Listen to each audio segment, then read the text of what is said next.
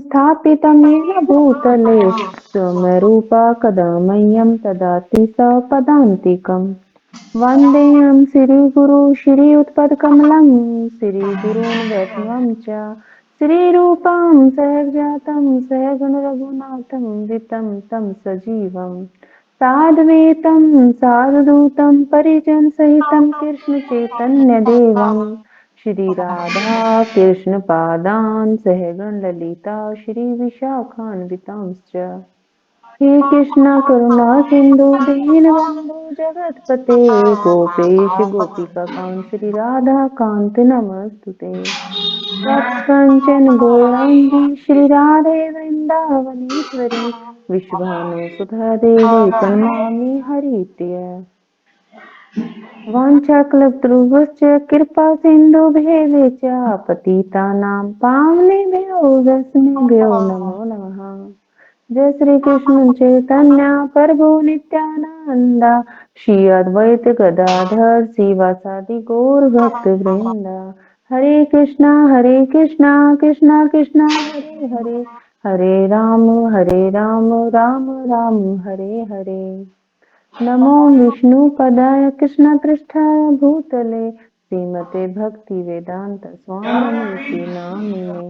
नमस्ते सरस्वती देवी गौरवाणी प्रचारिणे निर्विशेष शून्यवादी पाश्चात्य देशतारिणे। कृष्ण प्रभुपाद की जय। गोपाल कृष्ण महाराज की जय। बोले माता। हरे कृष्णा। सभी के चरणों में दंडवत प्रणाम। अच्छा व्रत वाली सब्जी है आलू टमाटर की। हरे कृष्णा माता जी। आदिशरूपा माता जी दूर है फोन से। हाँ जी, हरे कृष्णा माता जी, शुरू कीजिए आप। जी माता जी। मैं भी किचन में हूँ, यहीं से मैंने वो कर रखा है ज्वाइन। जी माता जी। ओके। कृष्ण भावना भावित भावना अमृत में एक दृढ़ होना सीखना अध्याय का नाम है। 5वां अध्याय है। तो इसमें इस अध्याय का नाम से ही आपको समझ आ गया होगा कि कृष्ण भावनामृत में दृढ़ होना सीखना, कि हमें कृष्ण भावनामृत में कैसे मतलब बिल्कुल एक जगह टिके रहना दृढ़ निश्चय के साथ। तो इसमें एक छोटी सी शुरू में प्रभु जी ने कथा भी सुनाई है कि नारद मुनि जी ने एक भगवान से भगवान ने नारद मुनि से कहा कि आप एक वर मांगो। तो नारद मुनि बोलते हैं कि आप बस मुझे इतना ही दीजिए कि मैं जो कृष्ण भावना अमृत में है दृढ़ निश्चय के साथ रुक सकूं, और आपकी भक्ति में ही अगर मैं अच्छे से कर पाऊंगा, एक जगह टिक पाऊंगा, तो उसी में ही सब कुछ प्राप्त हो जाएगा। तो इस अध्याय से हमें यही सीखना है कि कृष्ण भावनामृत में हमें कैसे दृढ़ निश्चय के साथ टिके रहना है। जब मनुष्य भौतिक ऐश्वर्य की उच्चतम स्थिति तक पहुंच जाता है तो त्याग की प्रवृत्ति स्वाभाविक हो जाती है। इस भौतिक जगत में 2 प्रकार की प्रवृत्तियां देखी जाती हैं, भोग, इंद्रिय भोग तथा त्याग। इस भौतिक जगत का परित्याग। किंतु बिना समुचित मार्गदर्शन के मनुष्य यह नहीं जानता कि त्याग किस तरह किया जाए। सर्वप्रथम मनुष्य भोग करना चाहता है, और जब उसे भोग से में निराशा प्राप्त होती है तो वह उसे त्यागता है। पुण्य जब वह त्याग से ऊब जाता है तो वह पुण्य भोग में आ जाता है, और इस तरह की वह घड़ी के पेंडुलम की भांति इधर से उधर हिलता डुलता रहता है। इस तरह हम भोग के पद से त्याग के पद तक और पुण्य वही वापस दोलायमान होते रहते हैं। तो इस पैराग्राफ में प्रभुपाद ने हमें ये समझाया है कि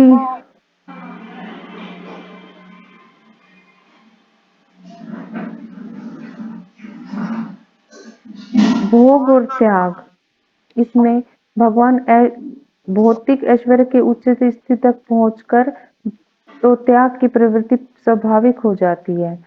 जब हम भौतिक ऐश्वर्य में, जैसे भौतिक संसार में कितनी भी उन्नति कर लें, मतलब चाहे हमारी इच्छा कुछ भी हो पाने की, वो हमें प्राप्त भी हो जाती है, पर लेकिन हमारी इच्छा कभी भी पूर्ण नहीं होती, चाहे हमें कितनी भी और ऊंचे से ऊंचा ओहदा मिल जाए, लेकिन वो हमारी तृप्ति नहीं होती।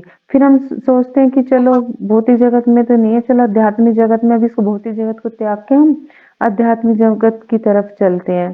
तो वहां पे भी जैसे भौतिक जगत की दो प्रकृतियां बताई गई हैं, एक तो भोग और एक त्याग, कि एक तरफ तो हम भोग करते रहते हैं और दूसरे तरफ हम त्याग करते रहते हैं।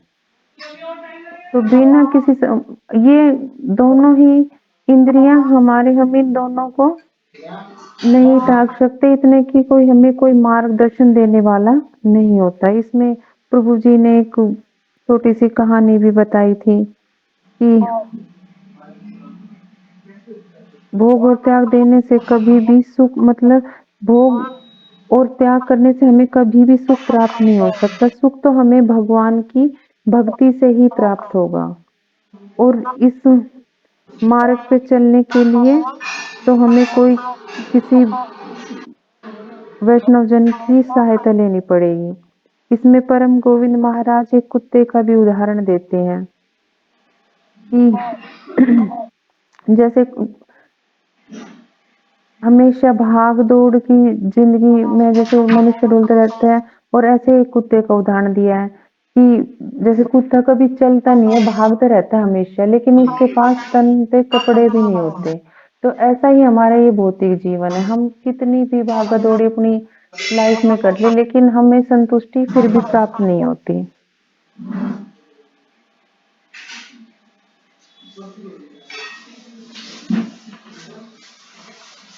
कभी भी, और जैसे इसमें ये घड़ी का भी उदाहरण दिया गया है कि जैसे घड़ी में वो बीच में वो नहीं होता घंटा सा जो अलार्म के लिए ऐसे बोलता टन टन, वैसे हलता ही रहता है। तो ऐसे ही अगर हम भक्ति में एक जगह कभी इधर जाएंगे कभी उधर जाएंगे, अगर हम कृष्ण भावना भावित होकर एक जगह टिक जाएंगे तो वो हमारे लिए सबसे अच्छा। और अगर ऐसी वैसी जगह एक जगह टिक गए तो इससे तो अच्छा हिलना डुलना ही है। कर्मी या सह काम कर्म करने वाले ही जगत का भोग करने तथा इससे फल पाने का प्रयास करते हैं। फल स्वरूप वे निरंतर सारा दिन तथा सारी रात भौतिक भोग में व्यस्त रहने के लिए राजमार्गों पर तेजी से दौड़ते रहते हैं। जैसे हम कर्मी और सहकर्म करने वाले, मतलब भौतिक जगत में जो है वो भोग और इंद्रिय तृप्ति के लिए जो दिन रात काम करते हैं, सब इधर से उधर घूमते रहते हैं, लेकिन उनके पास बिल्कुल भी, मतलब आध्यात्मिक उसके लिए बिल्कुल भी टाइम नहीं होता। वो इस भागा भागी भरी जीवन उस शैली में लगे रहते हैं जो भोग प्राप्त, पर हमारी इंद्री कभी भी संतुष्ट नहीं होती, चाहे हम सारे दिन या रात काम करते रहें, इधर से उधर घूमते रहें। दूसरी ओर अन्य लोग हैं जो प्रधानतः अपनी युवावस्था से असंतुष्ट होकर इस भोग को कुछ भी भाग भाग नहीं लेना चाहते। इस प्रकार इस संसार में दो तरह के लोग हैं, वे जो भोग में लगे हैं और वे जो त्याग में लगे हैं। लेकिन हम इनमें से किसी भी मार्ग पर चलकर सुखी नहीं रहेंगे, क्योंकि हमारा वास्तविक स्थिति न तो भोग की है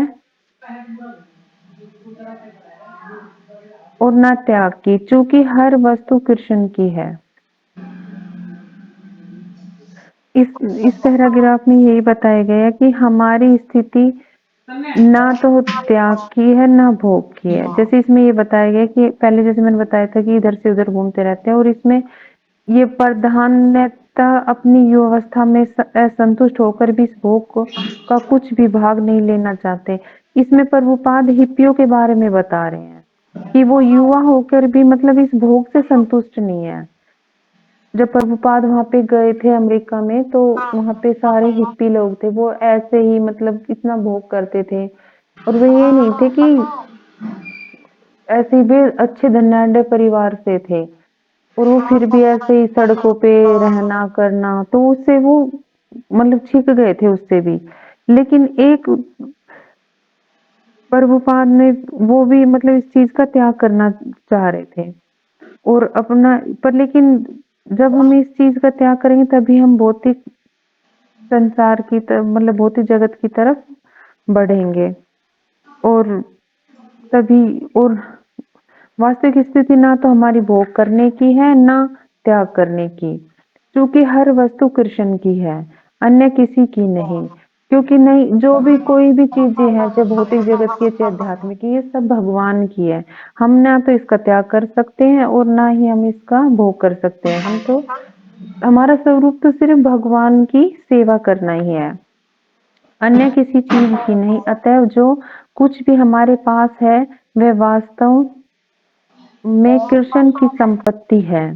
ईशा वायसम इदम सर्वम, चूंकि हमने वृक्षों, पौधों, नदियां या धरती को उत्पन्न नहीं किया, अतएव हम इन सब पर दावा नहीं कर सकते।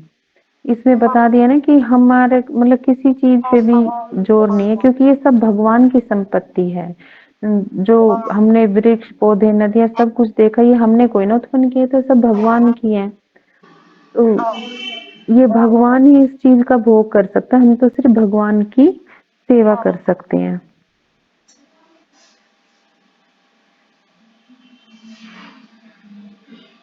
और इसमें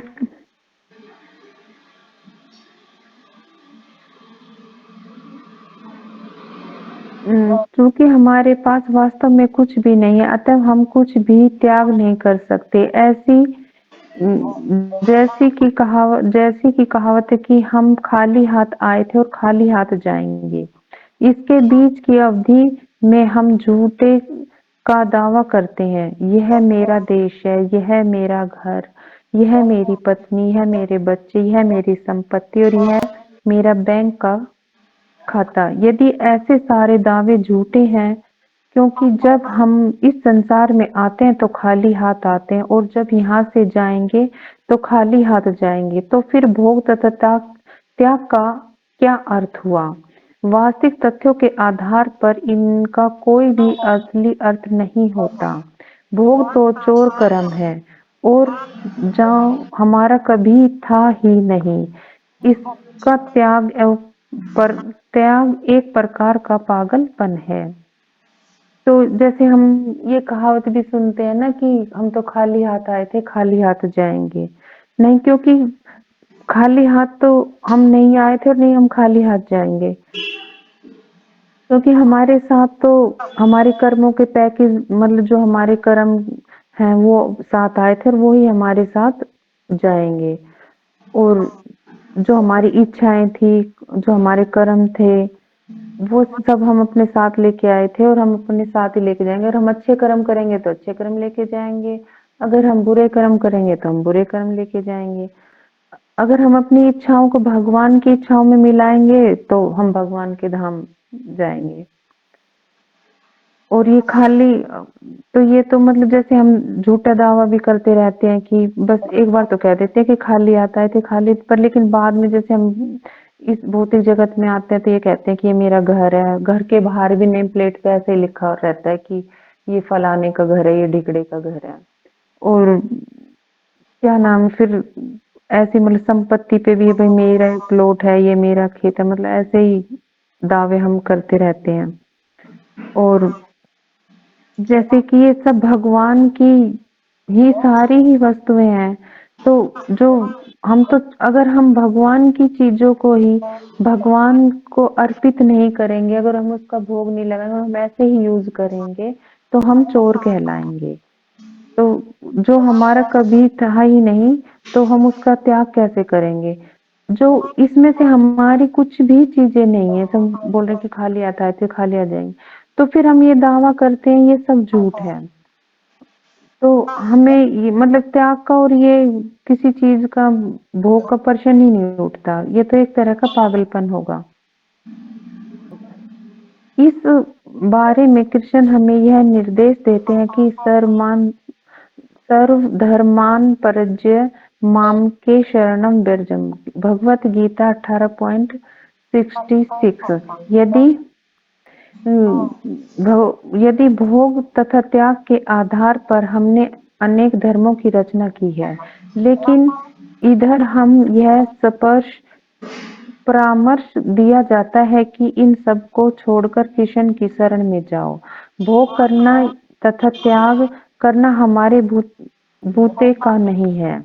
जब भगवत गीता में त्याग की संस्तुति की जाती है तो इसका अर्थ इन समस्त वस्तुओं का परित्याग है जिन्हें हम झूठ से अपनी कहते हैं। इसमें जैसे हमने अभी ऊपर बताया था कि हम सब अपनी वस्तु बताते हैं, लेकिन ये सब झूठ है, ये तो सभी भगवान की है। भगवत गीता में भी इसका उल्लेख किया गया है, बताया गया है कि बस हमें सारी चीजें छोड़ के भगवान की शरण में जाना चाहिए। ये भोग करने की तो भगवान की ही वस्तुएं हैं और भगवान ही इनका भोग करता है। हम तो सिर्फ भगवान के सेवक है, दास हैं और दास ही रहेंगे। जब भगवत गीता में त्याग की संस्तुति, इसका अर्थ है कि समस्त वस्तुओं का परित्याग है, हमें जिन्हें हम झूठे ही अपनी कहते हैं। एक बालक अपने पिता से $100 का नोट लेकर अपने पास रखने का प्रयास करता है, यद्यपि उसे यह पता नहीं है कि इसका उपयोग कैसे किया जाए। पिता अपने पुत्र से याचना कर सकता है, बेटे कृपया इसे मुझे दे दो। बालक न तो यही जानता है कि यह धन सचमुच उसके पिता का है, न ही यही समझ पाता है कि इसे पिता को देना ही उत्तम होगा, क्योंकि सीधी सी बात यह है कि वह इस धन के उपयोग में लाना ही नहीं जानता। तो इसमें प्रभुपाद ने उदाहरण देके हमें समझाया है, जैसे कि कोई बच्चा है, उसका पिता उसको जैसे 1000 का, 2000 का, 500 का नोट दे देता है, तो बच्चे को तो पता नहीं है कि भाई ये हमें यूज कैसे करना है। 3-4 साल के बच्चों को तो खुश हो जाएगा, रख लेगा, उसके लिए तो 100 का नोट भी एक है और 1000 का भी एक ही है, तो वो तो यूज करना नहीं जानेगा, वो तो अपने पास ही रख लेगा। लेकिन उसका पिता अगर मांगता है, अगर वो उसको दे देता है, तो उसको समझ है कि वो भाई इस नोट को कहाँ पे खर्च करेगा क्योंकि बच्चे को तो पता नहीं, तो बड़े मतलब उसके पिता को तो पता है और ये कहाँ पे उपयोग किया जाएगा। ऐसे ही इसमें प्रभु जी ने उदाहरण भी दिया था कि पता नहीं, मैं तो भूल गई वह धन। इसी प्रकार कृष्ण कहते हैं कि तुम मेरे लिए अपने कर्म का त्याग करो और तुम अपनी संपत्ति का मेरे लिए त्याग करो। कृष्ण भिखारी नहीं है, क्योंकि सारी वस्तुएं उन्हीं की हैं, लेकिन हाँ, वे हमें छोटे बालकों जैसा मानते हैं। इसमें कि जो जो कुछ भी धन है ये सब भगवान का, ये भगवान, हम भगवान को दे ही क्या सकते हैं, ये सब कुछ ही तो भगवान का है। भगवान भिखारी कोई ना कि भाई लो, जो हम उसको भोग लगाएंगे तो वो तभी खाना खाएंगे, नहीं तो भूखे ही रह जाएंगे। भगवान नहीं तो हमें देते हैं। ये हमें समझा रहे हैं कि जैसे कि छोटे बालक को जैसे हर वस्तु को जैसे भोग लगा के छोटे बालक जैसा मानते हैं, जैसे भगवान हमें सभी प्राणी को, सभी जीवों को छोटा बच्चा समझते हैं, क्योंकि वो हमारे पिता, वो हमारे अच्छे के लिए ही करते हैं। हर वस्तु देने के लिए उनका आग्रह का पालन, और ऐसा यह ऐसा साधन है जिसके द्वारा मनुष्य कृष्ण भावना अमृत तक ऊपर उठ सकता है। तपस्या, ब्रह्मचर्य, संभाव तथा दान, ये सभी परम सत्य की अनुभूति के लिए आवश्यक है। कृष्ण भावना कृष्ण भावना सापेक्ष सत्य से नहीं अपितु परम सत्य से संबंधित है। श्रीमद् भागवतम में व्यासदेव परम सत्य की वंदना करते हैं। सत्यम परम धीमहि। वे सापेक्ष सत्य को प्रणाम नहीं करते अपितु अंतिम सत्य परम सत्य को प्रणाम करते हैं। यह ब्राह्मणों का कर्तव्य है कि वे उन गुणों का अभ्यास करें जिससे परम सत्य की अनुभूति की जा सके।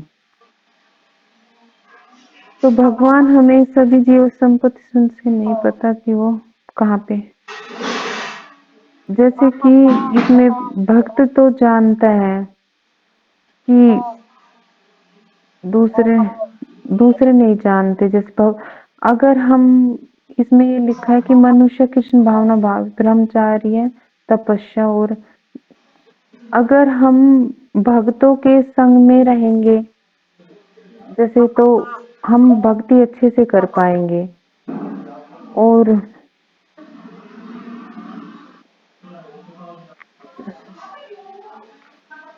हमें इसमें ये लिखा ना कि कृष्ण सापेक्ष सत्य नहीं अपितु परम सत्य। भगवान सापेक्ष मतलब सत्य नहीं, वो परम सत्य, वो परम भगवान है।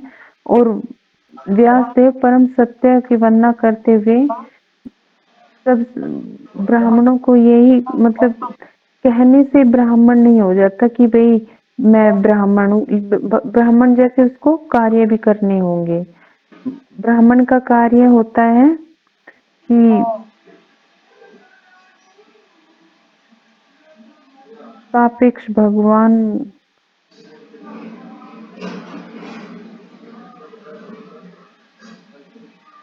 ब्राह्मण को स्वच्छता, सत्य, मन तथा इंद्रियों का निग्रह, सरलता आदि का अभ्यास करके तथा वेदों में से और विशेष रूप से भगवत गीता में श्रद्धा उत्पन्न करने योग्य बनाना चाहिए। जब कृष्ण कहते कि मैं परमेश्वर हूँ तो हमें मूर्खता पूर्वक नहीं अपितु श्रद्धा और पूर्ण ज्ञान के साथ उन्हें स्वीकार करना चाहिए और इस स्वीकृति को अपने दैनिक जीवन में उतारना चाहिए। ब्राह्मण जन्म से उत्पन्न नहीं होता अपितु शिक्षा, अभ्यास और ज्ञान से उत्पन्न होता है। यह जन्म का नहीं अपितु गुण का प्रश्न है। जैसे कि भगवत गीता 4.13 में कृष्ण ने संकेत दिया है। इसमें यही बताया गया है कि ब्राह्मण को स्वच्छ और सत्य मतलब मन की इंद्रियों का एक संग्रह करके रखना, निग्रह, सरलता से अभ्यास करना चाहिए और वेदों का भी ज्ञान करना चाहिए। और भगवत गीता को जैसे बता रहे हैं हमारे आचार्य, उसे प्रसन्नता उत्पन्न करके योग्य बनाना चाहिए।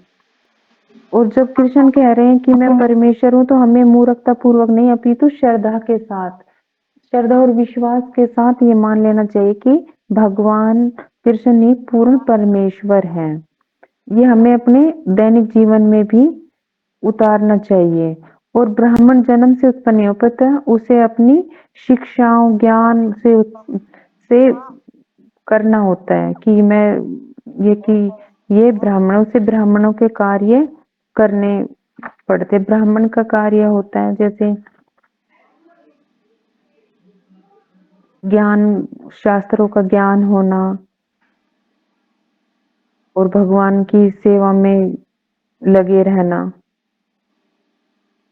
ये भगवत गीता का बता रहा है श्लोक कि चतुर्वर्ण्यं मया सृष्टं गुण कर्म विभागशः तस्य कर्ताम् अपि मां विद्ये कर्ताम् अव्ययम्।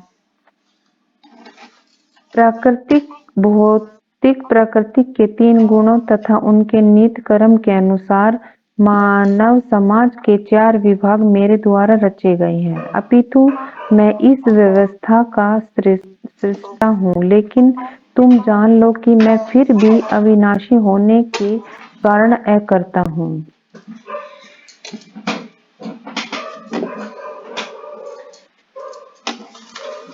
मनुष्य में केवल ब्राह्मण के गुण हो यह पर्याप्त नहीं है, अपितु उसे ब्राह्मण के समान कर्म करना चाहिए, क्योंकि मनुष्य के गुणों की परीक्षा कर्म से होती है। यदि कोई योग्यता पूर्ण प्राप्त इंजीनियर हो लेकिन घर में बैठा रहे और कार्य ना करे तो उसका क्या महत्व। इसी प्रकार जब तक मनुष्य ब्राह्मण के रूप में कार्य कर्म नहीं करता तब तक उसके इस तरह रहने से कोई लाभ नहीं। मैं ब्राह्मण हूँ, अतः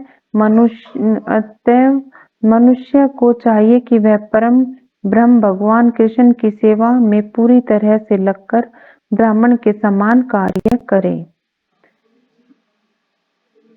ब्राह्मण के गुण मतलब भगवान ब्राह्मण के गुण होने भी अनिवार्य है, कि ये नहीं कि मैं ब्राह्मण हूँ ब्राह्मण कहते रहे। ब्राह्मण के गुण क्या होते हैं कि ब्राह्मण के गुण है कि यज्ञ यज्ञ पाठ पठन और दान दान, मतलब जैसे कि यज्ञ और मतलब यज्ञ करना और कराना और पढ़ना और पढ़ाना दूसरों को भी। तो यही होते हैं उनके कि भाई शास्त्रों को पढ़ें और जो उनको आया वो दूसरों को भी बताएं। और इसमें प्रभुपाद जैसे बता रहे कि कोई कहता रहे मैं इंजीनियर हूँ या मैं डॉक्टर हूँ, लेकिन वो हमेशा सारा दिन घर में ही बैठे रहे, कुछ कार्य ना करे, जैसे ना डॉक्टर का करे ना इंजीनियर का करे, तो उसका कहना बेकार है, क्योंकि वो उस कार्य को कर ही नहीं रहा, तो फिर वो किस नाम का इंजीनियर या डॉक्टर है। ऐसे ही ब्राह्मण का भी है, अगर वो ब्राह्मण अपने कार्य नहीं करेगा, अपने कर्म नहीं करेगा, भगवान की सेवा में नहीं लगेगा, नहीं दूसरों को लगाएगा, तो ऐसे करने से उसको कोई लाभ नहीं होगा। परम सत्य की सेवा किस तरह की जा सकती है? ये मन नियमन च योग का अभ्यास तथा परम ब्रह्मा से सन्निध होने की क्रिया यम तथा नियम पर आधारित है। यम है कि कुछ नहीं करना और नियम है कि कुछ करना। संयम के बिना नियमों का पालन संभव नहीं हो सकता, अतः मनुष्य को विचारवान बनना चाहिए और अपने आप को शुद्ध बनाना चाहिए। यदि कोई परीक्षा में उत्तीर्ण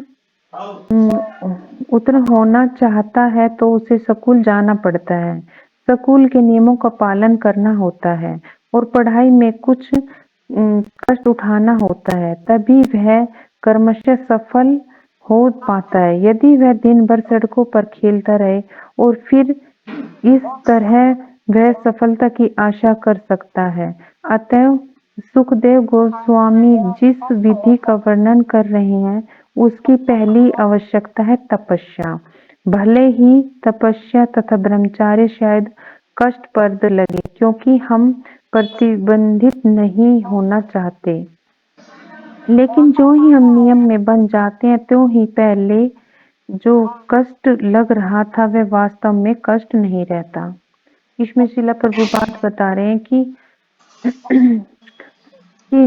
नियम, जैसे कोई बच्चा है पढ़ने के लिए स्कूल जाता है और वो बिल्कुल नहीं पढ़ता, वो सोचता है कि मैं फर्स्ट भी आऊं, तो ये तो नहीं हो सकता, बिना पढ़े तो फर्स्ट नहीं आए, परिश्रम तो उसे करना ही पड़ेगा और जो स्कूल में नियम बताए गए हैं उसको भी उसको मानना पड़ेगा। चाहे पढ़ाई के लिए समझ लो आप, चाहे इसे भक्ति के लिए भी समझ लो। जैसे हमें भक्ति में भी काफी तपस्या करनी पड़ती है, सुबह उठना, उठ के सुबह 3 साढ़े 3 बजे स्नान करना, मंगला आरती करनी, जपा करना, भोग बनाना, भोग लगाना, तो ये सब ही मतलब एक नियम है। तो नियम होगा तो हम कोई भी चीजें वो लंबे समय तक कर पाएंगे। और शुरू में तो हमें कष्ट भी होता है ये नियम करने में, जैसे कि सुबह उठने में भी परेशानी होती है। फिर तो हम ये जैसे कई बार तो हम ये भी सोचते हैं जब जुड़े जुड़े थे कि कहाँ जुड़ गए, इतनी जल्दी उठना, स्नान करना, बार बार भोग लगाना, कोई भी चीज, पहले तो कोई भी चीज आती थी तो सीधे मुंह के अंदर ही जाती थी। अब तो ये होता है कि जैसे पहले भोग लगाना है भाई फिर पाना है, तो पहले तो जैसे शुरू में तो ऐसा लगता था कि बार बार बस यही काम, कष्ट मतलब महसूस होता है, लेकिन फिर हमें खुद ही जैसे अभी नियम बन गया तो हमें अच्छा भी लगने लग जाता है, और जो पहले कष्ट होता था वो हमारे लिए अब लाभप्रद भी है, क्योंकि हमें अब पता भी चल गया कि हमें भोग की चीजें खानी चाहिए। अगर हम भोग नहीं लगाएंगे तो हम समझो पाप खाते हैं। इसीलिए हम सभी को कोई भी चीज लेके आए या कुछ भी बनाए घर में, तो उसका पहले भगवान के को भोग लगाना चाहिए। तो इसमें कहने का तात्पर्य यही है कि हमें जिस पहले जो असुविधा होती थी, लेकिन उसको करने के हमें जो कष्ट होता था, पर जो बाद में हमें उसका एहसास नहीं होता कि हमें इससे कितना बड़ा लाभ होने वाला है। हरे कृष्णा माता जी, दंडवत प्रणाम। माता जी आप कर दो कुछ थोड़ा बहुत एक्सप्लेन, फिर आगे पढ़ूंगी तो अभी तो काफी है। माता जी आप कर तो रहे हैं एक्सप्लेन, क्योंकि मैंने तो इसे पढ़ा भी नहीं है। मैं मैंने तो तो और शुरू कोई में माता जी, एक दो पेज ही और पढ़े कोई थे बस, माता मैंने जी, बाकी कविता देखा ही माता नहीं। जी आप कुछ कहना चाहो तो बोल बाकी सकते मैंने हो। देखा ही नहीं इसको भी। और आप तो बिना देखे भी कर दोगे माता जी। हाँ, मैं तो बहुत ज्यादा इंटेलिजेंट हूँ। कहाँ तक पढ़ दिया आपने? ये कष्टप्रद नहीं रह जाते, यहाँ तक पढ़ दिया ना आपने इसको? जी माता जी। 4 पेज पढ़ दिए। तो इसमें हाँ से ये कोई दो माताएं चार बताए किसको क्या समझ नहीं आया, या इसमें कुछ ऐड करना चाहें, कोई कुछ बताना चाहे तो बताएं। माता जी बोर होके सारी माता जी गायब हो गई। मेरे ख्याल में इतने ही भक्त हैं, आज कम ही भक्त थे, 8 ही लोग थे बस। नहीं अभी तो थे, पूरा फुल था और एक एक्स्ट्रा भी था। अच्छा, हाँ। नहीं माता जी, अच्छा पढ़ रहे हो, अच्छा सुनाया आपने। बोर तो नहीं हुए माता जी? वो कुछ नेट की भी दिक्कत है या कुछ? 2 दिन से कुछ कम नहीं ही लोग आ बोर रहे हैं, क्या चक्कर है ना? 2 दिन से कम ही बोर आ तो रहे हैं। नहीं हुए, ये कि जो पढ़ रहे हो सुन रहे हम बैठ के। वोटों की कमलेश माता तैयारी जी कर भी रहे हैं कहीं माता पे जी, गई वोट हैं, उनका देने जा मैसेज रहे हैं। फोन आया था कि मैं आज क्लास में नहीं आऊंगी। आज कमलेश कमलेश माता और माता, गीता माता तो बर्थडे पार्टी में है ना, तो इसलिए नहीं आई। अच्छा बर्थडे पार्टी में है वो, उनकी आवाज नहीं आ रही ना, समझ नहीं आया मुझे, बस ये समझ में गीता आया कि मैं माता आऊंगी नहीं आज। की पोते की बर्थडे है, तो मंदिर में सेलिब्रेट कर रहे हैं, वहाँ पे है ना नेहरू प्लेस वाले में। अच्छा अच्छा, तो वहां जा रखी है, उनका अच्छा उनके बेटा वहीं पे रहता है, बिल्कुल पास में ही मंदिर के, अच्छा अच्छा, तो वहीं पे सेलिब्रेट कर रहे हैं। ठीक है। ये और भी आप कम हो बता गए दो क्या माता चक्कर जी। है? हमें पढ़ रही हूँ, ये और भी कम हो गए क्या चक्कर है? 4 ही लोग रह गए। तो आज हमने किया कि कृष्ण भावनामृत में दृढ़ होना सीखना, कि हम कृष्ण भावनामृत में कैसे दृढ़ हो सकते हैं, कैसे बिल्कुल अच्छे से उसमें हम कार्य कर सकते हैं, बिल्कुल दृढ़ संकल्प के साथ कि भाई हमने तो इतना, चाहे कुछ भी हो जाए लेकिन हम उसको छोड़ने वाले नहीं है, हम अच्छे से उसमें कार्य करेंगे, उसमें जुड़े रहेंगे ना, चाहे आंधी तूफान कुछ भी आए, चाहे कोई भी परिस्थिति आए, लेकिन हम उसमें उसको छोड़ेंगे नहीं, उसमें लगे रहेंगे अच्छी तरह से। तो इसमें माता जी ने बताया कि जब मनुष्य भौतिक ऐश्वर्य की उच्चतम स्थिति तक पहुंच जाता है तो त्याग की प्रवृत्ति स्वाभाविक हो जाती है। अब भौतिक ऐश्वर्य की उच्चतम स्थिति यानी इतना ज्यादा भोग कोई व्यक्ति करता है कि बहुत ज्यादा भोग करता है, तो अंत में क्या होगा कि उसकी त्याग की प्रवृत्ति स्वाभाविक हो जाती है। जब लोग बहुत ज्यादा भोग करते हैं, करते रहते हैं और फिर एक समय ऐसा आ जाता है कि वो बिल्कुल उससे बोर हो जाते हैं, बिल्कुल थक जाते हैं कि बस अब हमें और कुछ नहीं करना, उसको छोड़ना चाहते हैं। वो कहते भाई अब हम इसको छोड़ दें, बस हम इससे बिल्कुल ऊब चुके हैं। तो ये है कि त्याग की प्रवृत्ति स्वाभाविक है। यानी जब व्यक्ति कोई भी, मान लीजिए हम कोई वस्तु ही है, मान लीजिए कोई रसगुल्ला ही है, रसगुल्ला हम 1 खाएंगे 2 खाएंगे यानी 10 खाएंगे, और ज्यादा तो कोई हमें देता तो हम मना करें नहीं बस भाई भर गया अब नहीं खा सकते, इससे ज्यादा एक भी नीचे नहीं उतरेगा करने वाला, हम नहीं खा सकते। तो इसी प्रकार से जब भोग ज्यादा से ज्यादा लोग करते रहते हैं तो एक स्थिति ऐसी आती है कि वो उससे थक जाते हैं, बोर हो जाते हैं कि भाई अब हम कुछ नहीं करेंगे, इसको छोड़ देंगे। तो इस भौतिक जगत में 2 प्रकार की प्रवृत्तियां देखी जाती हैं, एक तो इंद्रिय भोग और दूसरा त्याग। तो 2 प्रकार की आदतें भी कह सकते हैं या प्रवृत्तियां भी कह सकते हैं, तो 2 प्रकार के कार्य भी कह सकते हैं कि या तो इंद्रिय भोग या त्याग, 2 ही प्रकार के कार्य हैं इसमें। जब मनुष्य भोग करना चाहता है लेकिन जब भोग में उसे निराशा प्राप्त होती है तो उसे वह त्याग देता है ना। जब किसी की कोई मान लीजिए बहुत ज्यादा इच्छा है और वो इच्छा पूरी नहीं, तो वो बिल्कुल स्ट्रेस चला जाता है, बिल्कुल टेंशन में रहता है कि मेरी ये इच्छा पूरी नहीं हुई, और फिर जब उनकी इच्छा पूरी नहीं होती तो वो उसको छोड़ ही देते हैं, चलो छोड़ो इसको, कुछ हो ही नहीं रहा। तो ये लिखा ना यहाँ पे आगे पूर्वज ने, त्याग से ऊब उठता है तो वह पुनः भोग में आ जाता है और इस तरह घड़ी के पेंडुलम की भांति इधर उधर हिलता डुलता है। और फिर मान लिया इसमें आगे बता रहे हैं कि त्याग से ऊब जाता है तो फिर दोबारा से भोग करने लगता है। यानी जब भोग ज्यादा करता है तो त्याग करने की सोचता है, लेकिन जब त्याग करता है तो फिर से भोग करने, मतलब ये घड़ी का जो पेंडुलम है ना उसकी तरह से ये चलता रहता है, कभी करता है कभी नहीं करता है, इस प्रकार से वो इसमें लगा रहता है।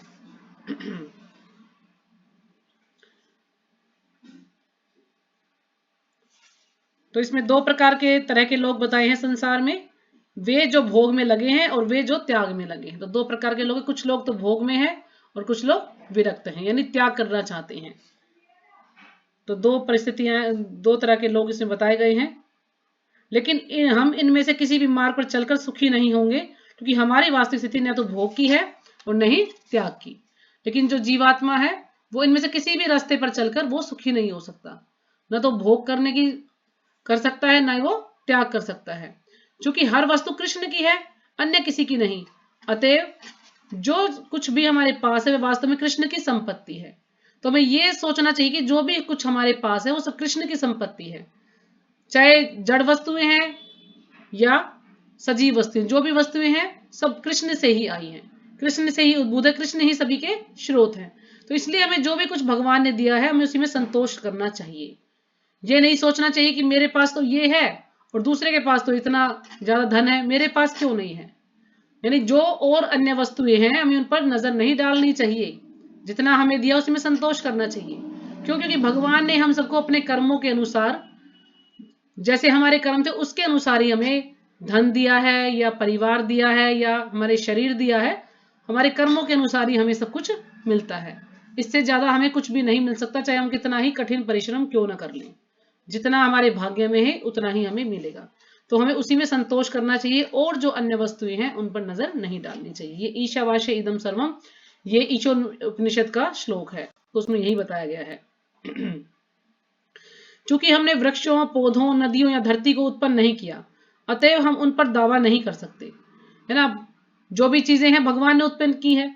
अब हम ये कहें कि नहीं ये जमीन तो मेरी है या ये पौधे मेरे हैं, मैं इसका मालिक हूं, है ना। हम किसी के मालिक नहीं हैं, तो मालिक तो एक ही है, वो है भगवान। हाँ, भगवान ने दयावश हमें पर कुछ कृपा की है, ताकि हमें कुछ ऐसी वस्तुएं दी हैं जो कि हमारे लिए आवश्यक हैं, वो वस्तुएं हमें दी हैं ताकि जिससे हम अपना जीवन यापन अच्छे से कर सके। इससे ज्यादा हमें इच्छा नहीं करनी चाहिए, हमें जो है प्रभुत्व नहीं जताना चाहिए। जैसे अब प्रकृति पर हम प्रभुत्व जताते हैं, सोचते कि नहीं ये सब कुछ हो जाए, हम करने वाले हैं। ये मान लीजिए किसी ने कुछ बना दिया तो सोचेगा नहीं ये मैंने बनाया है। अगर उसने कुछ बनाया है तो बुद्धि कहाँ से मिली है उसको? वो बुद्धि देने वाले तो भगवान ही ना। भगवान ने उसको इतनी बुद्धि दी है कि वो कुछ कर पा रहा है। अगर भगवान बुद्धि नहीं देते तो वो अपने आप कैसे करता? वो कुछ भी नहीं कर पाता। यानी जो भी कुछ मिला है सब कुछ भगवान से ही मिला है। तो यहाँ पे प्रभुपाद जी समझाने के लिए उदाहरण दे रहे हैं कि हम खाली हाथ आए थे और खाली हाथ जाएंगे। सब जीव खाली हाथ आते हैं और खाली हाथ ही जाते हैं, लेकिन खाली हाथ नहीं आते। कोई भी जब यहाँ पर आता है तो उसकी कुछ ना कुछ इच्छाएं होती हैं, उसके कर्म होते हैं, तब वो जो है इस पृथ्वी पर आता है। और फिर जब वो जाता है तो भी वो कुछ ना कुछ इच्छाएं उसकी रह जाती हैं। फिर वो जाता है लेकिन फिर दोबारा से शरीर प्राप्त करता है, तो फिर वो इच्छाओं को पूरा करता है, यानी उसके कर्मों के अनुसार उसे शरीर मिलेगा। मान लीजिए वो चाहता है कि मुझे बहुत बड़ा घर मिले या मुझे बहुत अच्छा परिवार मिले या मैं भक्ति करना चाहता हूं, तो जब व्यक्ति की मृत्यु होती तो उस समय पता लगता है कि उसकी चेतना किस प्रकार की है। तो जैसे उसकी चेतना होगी, जो भी उसकी इच्छा होगी, उसके अनुसार उसे शरीर मिलेगा, और जब शरीर मिलेगा तो उसमें वो उसी प्रकार से कार्य करेगा। क्योंकि जब व्यक्ति की मृत्यु हो जाती है तो कहते हैं जो स्थूल शरीर उसको जला दिया जाता है, लेकिन जो सूक्ष्म शरीर है, मन बुद्धि अहंकार से बना हुआ जो शरीर है, वो सेम ऐसा के ऐसा ही अगले उसको जो है शरीर मिलता है तो उसमें वो ट्रांसफर हो जाता है, वो शरीर उसके साथ ही जाता है। सूक्ष्म शरीर और आत्मा, यानी उसका जो मन जैसा है वैसा ही रहेगा, बुद्धि जैसी वैसी रहेगी, अहंकार जो उसके अंदर वो सेम रहेगा, वो चेंज नहीं होता है। तो उसको दूसरा शरीर मिलेगा तो उसमें बस उसके कर्मों के अनुसार शरीर चेंज हो जाएगा, किसी कुत्ते का, बिल्ली का, मनुष्य का या सुअर का या हाथी का, जो भी उसका शरीर मिलेगा उसके अनुसार उसको कार्य करना पड़ेगा। तो यानी हम खाली हाथ नहीं जाते, ना खाली हाथ आते हैं, हम अपनी इच्छाओं को और अपने कर्मों को साथ लेकर जाते हैं और उनको ही साथ लेकर आते हैं। इसके बीच की अवधि में हम झूठे ही दावा करते हैं, मेरा देश है, मेरा घर है, मेरी पत्नी है, मेरे बच्चे हैं, मेरी संपत्ति है, ये मेरा बैंक का खाता है ना। हम सब करते हैं ना, मेरा मेरा मेरा मेरा करते रहते हैं। तो ये क्या है? ये मिथ्या अहंकार है। हम सब कुछ क्या सोचते हैं? सब कुछ मेरा है, लेकिन हमारा कुछ भी नहीं होता। सब कुछ भगवान का ही है, लेकिन हम स्वामित्व बनने की इच्छा करते हैं कि नहीं, मैं ही इसका मालिक हूं, ये मेरी पत्नी है तो मेरे हिसाब से चले, मेरा बच्चा है मेरे हिसाब से चले, ये मेरा घर है, ये मेरा देश है, लेकिन कुछ भी मेरा नहीं है, सब कुछ भगवान का है। तो हमें ये जो मिथ्या अहंकार की भावना है इसको हमें त्यागना होगा। ऐसे सारे दावे झूठे हैं, क्योंकि जब हम इस संसार में आते तो खाली हाथ आते हैं, और जब यहां से जाएंगे तो खाली हाथ ही जाएंगे। तो फिर भोग तथा त्याग का क्या अर्थ हुआ? वास्तविक तथ्यों के आधार पर इसका कोई असली अर्थ नहीं होता। भोग तो चोर कर्म है, और जो हमारा कभी था ही नहीं उसका त्याग एक प्रकार का पागलपन है ना। भोग क्या है? चोर कर्म है। हमें भगवान ने कुछ भी दिया है तो हमें उसका सही से इस्तेमाल करना चाहिए। भगवान ने हमें कोई भी सुख सुविधाएं दी हैं तो हमें उसका उपयोग भगवान की सेवा के लिए करना चाहिए, लेकिन हम भगवान को अर्पित ना करें। भगवान ने जो भी कुछ दिया और उसको अपने जो है भोग के लिए उसको यूज करते हैं, तो इससे क्या होगा कि हम चोर हैं। जब हम भगवान को अर्पित नहीं करते तो हम चोर कहलाते हैं। तो हमें जो भी कुछ भगवान ने हमें दिया पहले हमें भगवान को अर्पित करना चाहिए, और फिर हमें उसको जो है अपने प्रयोग के लिए यूज करना चाहिए। तो जैसे पिताजी ने उदाहरण दिया है एक बच्चे का, कि उसको एक $100 का उसका नोट उसको दे दिया है। अब बच्चा है, उसको क्या पता है कि इस नोट को कैसे यूज करना है। वो उससे कुछ भी गलत चीजें खरीद सकता है जो उसके लिए हानिकारक हो सकती हैं। उससे कुछ भी जो है यार फिल्म देखने चला जाए या कुछ भी करने लग जाए, ऐसा कोई गलत कार्य करेगा। उसे इसको सही उपयोग नहीं पता कि इसको सही उपयोग कैसे करना है। तो इसलिए जब पिता को अगर वो नोट दे देता है तो पिता उसका सही से उपयोग करते हैं, उसको बताते हैं कि इसका उपयोग कहां पर करना है, कैसे करना है। तो इसी प्रकार से भगवान ने हमें जो भी वस्तुएं दी हैं तो हम उनको अपने लिए यूज ना करके भगवान को अर्पित करना चाहिए, क्योंकि भगवान ही उसके मालिक है। तो भगवान हमें बता सकते हैं कि हमें वो चीज कहां पर और किस तरह से यूज करना है। उसको हम अपनी बुद्धि से उसको यूज नहीं कर सकते हैं। तो अगर हम भगवान को अर्पित करते हैं, अगर पिता अपने पुत्र को कुछ देता है और पुत्र उल्टा पिता को दे देता है तो इससे पिता को बड़ा अच्छा लगता है। तो इसी प्रकार से यदि हम भगवान ने हमें कुछ दिया और हम भगवान को इसको अर्पित करते हैं तो भगवान को भी अच्छा लगता है, भगवान भी खुश हो जाते हैं। क्योंकि भगवान, जैसे यहाँ पर आगे बताया ना कि भगवान कोई भिखारी नहीं है, भगवान कोई भूखे नहीं है किसी प्रकार से कि उनको कुछ चाहिए नहीं, वो तो भाव के भूखे हैं। जैसे पिता है, पिता कुछ देता है पुत्र को और पुत्र उसको वापस अपने पिता को देता है, पिता कितना खुश होता है कि हाँ मेरे पुत्र ने मुझे ये दिया, मुझे मतलब मुझे सम्मान दिया या मुझे जो है इस लायक समझा, है ना। जैसे पिता बड़े खुश होते हैं जब थोड़ी सी भी अगर कोई पुत्र उनकी सेवा कर देता है या उनके लिए कोई वस्तु खरीद के लाता है तो बड़े खुश हो जाते हैं। तो इसी प्रकार से भगवान को किसी चीज की आवश्यकता नहीं है, क्योंकि भगवान के पास सब कुछ है। हम जितने भी जीव हैं सबके पास जो भी कुछ है भगवान ने तो दिया है। हम अपनी बुद्धि से अपनी मेहनत से एक चीज भी नहीं ला सकते हैं, एक पैसा भी नहीं कमा सकते हैं जब तक भगवान हमको बुद्धि ना दे, भगवान हमको धन ना दे, हम कुछ नहीं कर सकते हैं। तो इसलिए यदि हम भगवान का ही धन भगवान की सेवा के लिए अर्पित करते हैं, सेवा में तो भगवान इससे ज्यादा प्रसन्न होते हैं, ना कि हम अपने भोग के लिए उसको इस्तेमाल करते हैं। क्योंकि भगवान को किसी प्रकार की कोई भी आवश्यकता नहीं है। तपस्या, ब्रह्मचर्य, संभाव तथा दान, ये सभी परम सत्य की अनुभूति के लिए आवश्यक है। हम जो भी कोई कार्य करते हैं ना, तपस्या है या ब्रह्मचर्य का पालन करते हैं, संभाव या दान।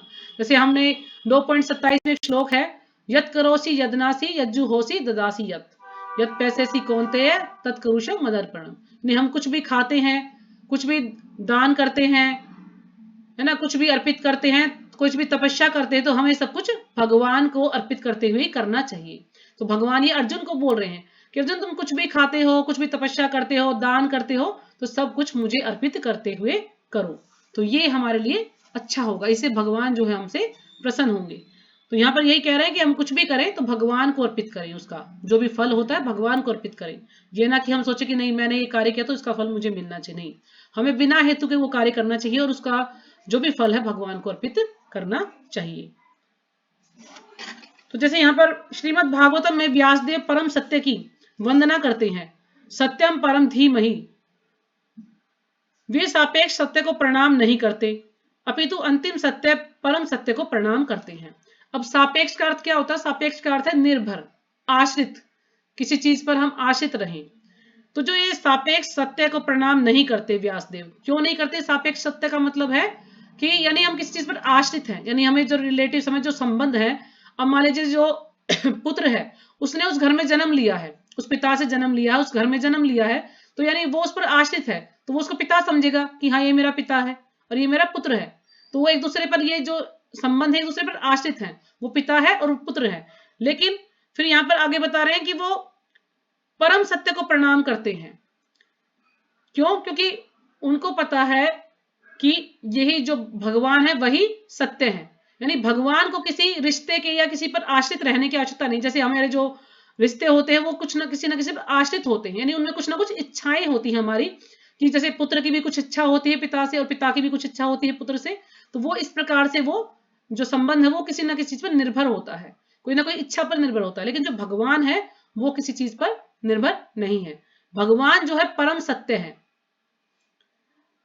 जितने भी हम जो इस भौतिक संसार के जो भी संबंध है ये इनको प्रणाम नहीं करते, क्योंकि ये किसी ना कुछ इच्छा पर आधारित है। लेकिन जो परम सत्य है ये भगवान है, ये किसी चीज पर भी निर्भर नहीं है। भगवान के पास सब कुछ है और भगवान से कहते हैं ना तो बढ़कर कोई चीज है और ना भगवान से श्रेष्ठ कोई चीज है।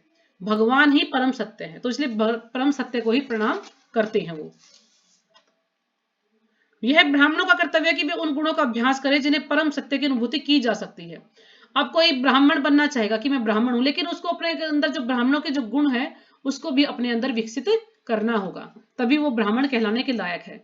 अब कोई डॉक्टर है तो उसका पुत्र डॉक्टर नहीं बन सकता जब तक कि वो डॉक्टर की पढ़ाई ना करे, तब तो डॉक्टर नहीं बन सकता। तो इसी प्रकार से जब तक ब्राह्मणों के गुण हमारे अंदर विकसित नहीं होंगे तो हम ब्राह्मण कहलाने के लायक नहीं है। चाहे हम जन्म से बेशक से ब्राह्मण हैं, लेकिन हम ब्राह्मण नहीं है। तो यहाँ पर ब्राह्मणों के कुछ गुण बताए गए हैं कि ब्राह्मण को स्वच्छता का ध्यान रखना चाहिए, बिल्कुल पवित्रता का ध्यान रखना चाहिए, सत्य होना चाहिए, बिल्कुल सत्य बोलना चाहिए। मन तथा इंद्रियों का निग्रह, मन अपनी इंद्रियों पर संयम होना चाहिए उसका। सरलता आदि का अभ्यास करके वेदों में और विशेष रूप से भगवद गीता में श्रद्धा उत्पन्न करके योग्य बनना चाहिए। यानी इन गुणों को अपने अंदर विकसित करना चाहिए, तभी वो ब्राह्मण कहलाने के योग्य बनेगा। जब कृष्ण कहते हैं मैं परमेश्वर हूं, तो हमें मूर्खता पूर्वक नहीं अपितु श्रद्धा और पूर्ण ज्ञान के साथ उन्हें स्वीकार करना चाहिए। जब भगवान कह रहे हैं कि मैं परमेश्वर हूं, तो हमें इसमें अपना दिमाग नहीं लड़ाना चाहिए कि नहीं ऐसे नहीं हो सकता, कि मूर्खता पूर्वक हम जो है नहीं, अपितु श्रद्धा और पूर्ण ज्ञान के साथ उन्हें स्वीकार करना चाहिए। यानी हमें मूर्खतापूर्ण प्रश्न नहीं करने चाहिए कि नहीं भगवान नहीं हो सकते। नहीं, जब भगवान खुद कह रहे हैं कि मैं परमेश्वर हूं, तो हमें उस चीज को स्वीकार कर लेना चाहिए, क्योंकि भगवान ने स्वयं हमें बताया है ये कि वो भगवान है। तो जैसे चातुर्वर्ण मया सिस्टम गुण कर्म विभाग तस्य कर्तारमपि माम विद्य कर्तारम अव्ययम। तो भौतिक प्रकृति के 3 गुणों तथा उनके नियत कर्म के अनुसार मानव समाज के 4 विभाग मेरे द्वारा रचे गए हैं। तो जितने भी ये जो गुण कर्म जो भी कुछ बताए हैं, ये आश्रय, चतुर, ब्रह्मचर्य, गृहस्थ, वानप्रस्थ और संन्यास, ये 4 आश्रम है ना। और 4 वर्ण है हमारे, ब्राह्मण, क्षत्रिय, वैश्य, शूद्र। तो इस प्रकार से हमें जो भी ये सब बनाए हैं सब भगवान ने ही बनाए। हमारे जो 4 आश्रम और 4 वर्ण, ये सब भगवान ने ही बनाए हैं। तो पहले के समय में बताते कि सत्य युग में एक ही वर्ण था और इसको हंस वर्ण कहते थे। यानी कोई भी अलग से कोई जाति नहीं थी, सिर्फ एक ही वर्ण था, हंस वर्ण था। जहां तक मुझे याद है मेरे ख्याल में हंस ही था, मैंने काफी टाइम पहले पढ़ा था इसको। लेकिन जैसे जैसे ये कलयुग आया है तो फिर जैसे जैसे और युग आए हैं तो भगवान ने फिर ये 4 विभाग कर दिए हैं। इसके गुण और कर्म के अनुसार ये बनाए गए हैं।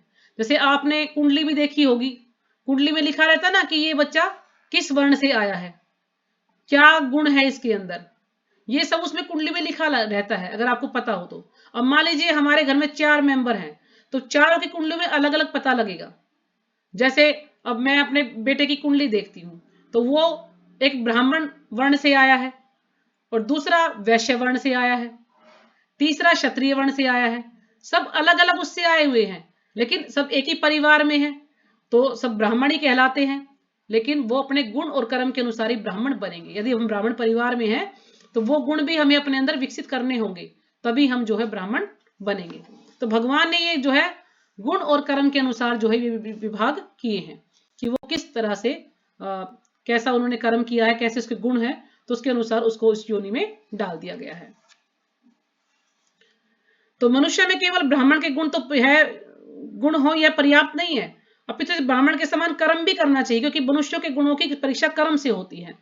अगर वो ब्राह्मण है तो उसे ब्राह्मण जैसे कार्य भी तो करने चाहिए ना। लेकिन आजकल के ब्राह्मण, आप सबको भी पता होगा, आजकल के जो ब्राह्मण है ऐसा कौन सा कार्य है जो ब्राह्मण नहीं करते? मांस नहीं खाते, शराब नहीं पीते, बीड़ी सिगरेट नहीं पीते या प्याज लहसुन नहीं खाते। हर ब्राह्मण जो भक्ति से जुड़ गया है, इस्कॉन से जुड़ गया, उसका तो कह नहीं सकती, क्योंकि वो सब तो भगवान की भक्ति में लगे, चीजों को छोड़ना ही पड़ता है उनको। लेकिन जो भगवान की भक्ति में नहीं लगे हुए, वो ये सारे कार्य करते हैं। तो वो ब्राह्मण कहां से हो गए? और वो अपने आप को क्या करते? नहीं, हम ब्राह्मण हैं, हम ब्राह्मण हैं, अपने आप को ब्राह्मण समझते हैं। लेकिन प्रभुपाद जी कहते हैं कि वो ब्राह्मण कहलाने के लायक नहीं है जब तक कि ब्राह्मणों के गुण उसके अंदर विकसित ना हो। जैसे माता जी ने बताया कि ब्राह्मणों का कार्य क्या है? यज्ञ और याजन, यानी उनको जो है यज्ञ करना है और यज्ञ कराना है। पठन पाठन, इनको पढ़ना है और उनको औरों को भी एक ज्ञान देना है। ऐसा नहीं कि बस वो अपने तक सीमित रखेंगे। तो पहले के समय में ब्राह्मणों का कार्य यही होता था कि वो वेदों को पढ़ते थे और औरों को भी वो ज्ञान देते थे। लेकिन आजकल के जो ब्राह्मण है उनको ज्ञान ही नहीं है, उनको वेदों का ज्ञान ही नहीं, क्योंकि वेदों को पढ़ते ही नहीं है वो। क्यों? जितने भी सारे गलत कार्य हैं वो आजकल के ब्राह्मण भी करते हैं। तो आगे पढ़ते हैं इसमें, परम सत्य की सेवा किस तरह से की जा सकती है? यमेन नियमेन च, योग का अभ्यास अथवा पर ब्रह्म से सन्नद्ध होने की क्रिया यम तथा नियम पर आधारित है। तो यम और नियम पर कि क्या हमें करना है और क्या हमें नहीं करना है। तो जैसे ये यम और नियम, ये अष्टांग योग के है ना 8 कार्य, यम नियम आसन प्रणाहार प्रत्याहार प्राणायाम आसन समाधि। तो इस प्रकार से 8 अंग हैं अष्टांग योग के। तो उसमें जो 2 बताए गए हैं यम और नियम, कि हम ऐसे कार्य जो जिनको करना चाहिए और जिनको नहीं करना चाहिए, तो वो हमें उसका बारे में हमें पता होना चाहिए। संयम के बिना नियमों का पालन संभव नहीं हो सकता। जब तक हमारे इंद्रियों पर संयम नहीं होगा, इंद्रिय निग्रह नहीं होगा, तब तक हम कोई भी कार्य अच्छे से नहीं कर पाएंगे। जो भी नियम है उनका पालन अच्छे से नहीं कर पाएंगे जब तक हम संयम नहीं होगा हमारे अंदर। अतः मनुष्य को विचारवान बनना चाहिए और अपने आप को शुद्ध बनाना चाहिए। यदि कोई परीक्षा में उत्तीर्ण होना चाहता है तो उसे स्कूल जाना पड़ता है, स्कूल के नियमों का पालन करना होता है और पढ़ाई में कुछ कष्ट उठाना होता है, तभी वह क्रमशः सफल हो पाता है ना। अगर हमें पढ़ाई करनी है, हमें मान लीजिए कोई लक्ष्य है कि हमें डॉक्टर बनना है या हमें इंजीनियर बनना है, तो उसके लिए हमें अपने स्कूल में एडमिशन लेना पड़ेगा, जो भी स्कूल के नियम हमें बताए उसका पालन करना पड़ेगा और अच्छे से पढ़ाई करनी पड़ेगी, तभी हम अपने लक्ष्य को प्राप्त कर पाएंगे। तो ये जो भक्ति है, भक्ति में भी यही है, जो भी प्रभुपाद जी ने हमें नियम दिए हैं, अगर हम उन नियमों को, उन विधि विधानों को अच्छे से करते हैं तो फिर हम भक्ति में भी प्रगति कर सकते हैं। यदि हम उनको नहीं अपनाएंगे तो फिर हम भक्ति में प्रगति नहीं कर पाएंगे। तो इसलिए जो सुखदेव गोस्वामी जिस विधि का वर्णन कर रहे हैं, उसकी पहली आवश्यकता है तपस्या। तो इसलिए हमें इतने पिछले लेसन में भी हमने पढ़ा था कि तपस्या, तो यानी हर व्यक्ति को तपस्या करनी जरूरी है। और हर व्यक्ति तपस्या कर भी रहा है, कोई नौकरी कर रहा है या परिवार को संभाल रहा है या कहीं पर भी कुछ भी कार्य कर रहा है, तो वो तपस्या ही है। एक बच्चा पढ़ रहा है, वो भी तपस्या ही है। तो इस प्रकार से हमें तपस्या सबको अवश्य करनी चाहिए, तभी हमें कुछ मिल सकता है, कुछ प्राप्त कर सकते हैं। तो भक्ति में तपस्या करना जरूरी है। तपस्या क्या? यानी हमें सुबह समय से उठना है, जो भी प्रभुपाद जी ने हमें जो नियम दिए उनको पालन करना है, जो भी विधि विधान बताएं कि किस प्रकार से हम भक्ति में आगे बढ़ सकते हैं, वो विधि विधान हमें सारे कार्य करने। तो ये एक प्रकार से तपस्या ही है। क्योंकि सुबह जल्दी उठना, कोई भी जल्दी नहीं उठना चाहेगा, सब देर से उठना चाहते हैं, लेकिन अगर हम जल्दी उठते हैं सोच के कि नहीं हमें तो भगवान की भक्ति करनी है, तो ये तपस्या ही है। तो यानी हमें तपस्या करना सब कुछ जरूरी है। तो ठीक है माता जी, समय ज्यादा हो गया तो यहीं पे विराम करते हैं। कुछ कमी रह गई तो कल पूरा कर लेंगे इसको, ठीक है? हरे कृष्ण माता जी। बोलिए। माता जी, वो जो मैं नंबर दिए थे वो क्लास ले रही हैं? नहीं तो माता जी, कहाँ आ रहा? कोई भी नहीं आ रहा। मैंने तीनों को ऐड कर दिया है ग्रुप में, कोई नहीं आ रहे। वो कह रहे हम आ ही नहीं रहे। अरे सुबह की क्लास है माता जी की, आज सुबह मैंने वाली में तो पता उनको नहीं ऐड आज नहीं करा है, सुबह वाली में ऐड नहीं करा उनको भी। शाम वाली अच्छा, में अभी मैंने नहीं किया। इसमें ग्रुप में ऐड किया उनको, लेकिन वो आ नहीं रही अभी इसमें। अच्छा अच्छा।